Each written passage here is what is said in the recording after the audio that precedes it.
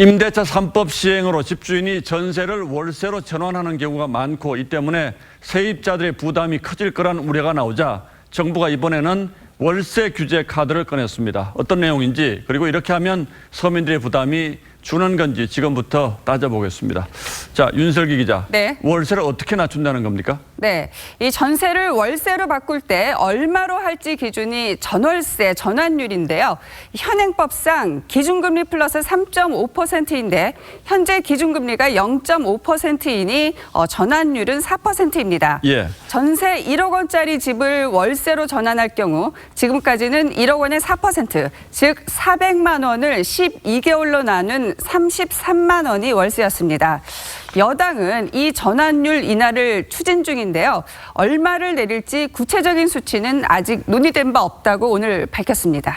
자, 어쨌든 내려만 준다면 세입자들의 부담이 당장 상당히 줄어드는 건 분명하겠군요. 네, 그렇습니다.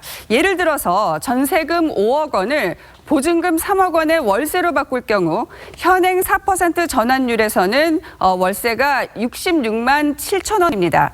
그런데 이 전환율을 금융기관 대출금리 수준으로 제한한 개정안을 적용을 해서 계산을 하면 월세가 43만 1천 원으로 전보다 22만 원가량 줄어들게 되죠. 자, 그런데 집주인 입장에서 보면 전세도 마음대로 못 올리고 또 월세까지 낮추라 그러면 이 손해가 상당한데 이걸 가만히 앉아서 감당하려고 할까요? 전월세 전환율은 기존 계약 내에서만 전세를 월세로 전환할 때의 기준이라서요.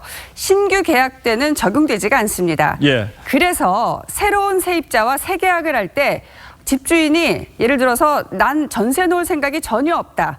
이러면서 월세를 대폭 올리는 게 가능해지죠. 자, 그러면 전세 시장에도 영향이 불가피해지는데요. 들어보실까요? 오히려 또 전세를 선호하는 쪽으로 바뀔 가능성도 있습니다. 문제는 수익률이 낮아지기 때문에 전세가격 상승이 이어질 수도 있습니다. 그러니까 기존 계약을 월세로 전환할 때는 세입자들에게 분명히 이점이 있지만 신규 계약에 이렇게 정부가 과도하게 개입을 하면 또 다른 역효과가 날 수 있다 이런 얘기군요. 그렇습니다. 예, 다른 부작용은 없을까요? 이 전보다 월세 수익이 낮아진 집주인이 세입자에게 까다로운 입주 조건을 요구를 한다든지 또 집이 조금만 파손이 돼도 배상을 청구할 가능성도 높아졌죠. 또 새놓은 집을 자기 돈 들여서 가꾸고 싶은 마음이 예전처럼 들지도 사실은 의문입니다. 자, 이렇게 되면 동네가 어떻게 되는지 전문가 얘기 들어보실까요?